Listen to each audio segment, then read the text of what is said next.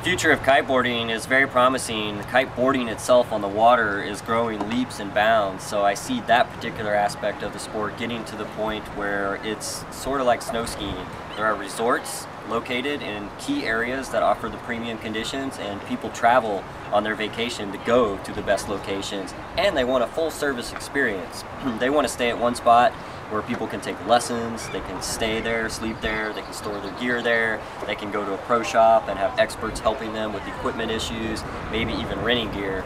So the whole resort style is an image that I see happening so much that we actually are building the first North American resort for kiteboarding, and that's located here on the Outer Banks. We started that project 3 years ago, and we plan to have that open in August of 2008. And it will be such a facility. It'll have a restaurant, it'll have a full-service pro shop, it'll have the largest demo center that kiting as an industry has ever seen. So you can come and try all the new products, you can try kites that you have never got a chance to see or try before, which will be pretty exciting, as well as our world-renowned lesson program, which will be based out of there. And the wind conditions are amazing here. And if you could choose to go to the best powder, you'd go there, right? If you were a snow skier. So if you're a kiteboarder, you want to go where the best wind is, the best water is, and that's the Outer Banks. People think you have to be extremely strong to kiteboard. So we'll get questions like, wow, you must have to be really strong to kiteboard, or doesn't that take a lot of arm strength? You know, I always show them how strong I am and say, of course, you have to be totally buff. Look at me. No, I'm just kidding. I don't say that. I say it's really about outsmarting the kite, not outmuscling it. Because we have a lot of women in this sport, being fit is different than being strong. And I think you need to be fit to do any sort of sport such as kiteboarding. But being strong is not really required, because you can outsmart the kite.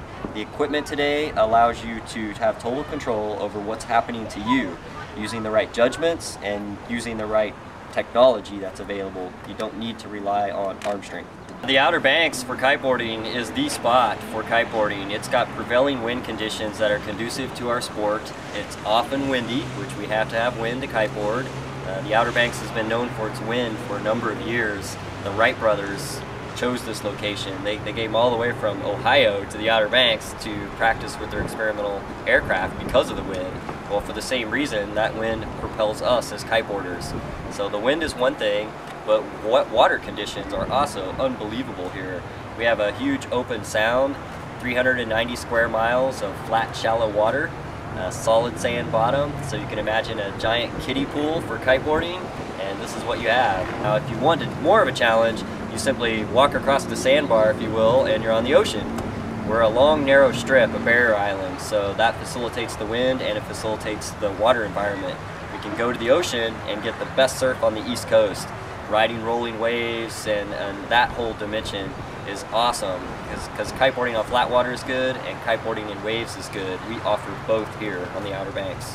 I try to make it easy to contact me. We have a toll-free number, 877-FLY-THIS, and that's probably the first choice. You'd want to call that. You could reach me through that number, or any of our instructors should answer that phone.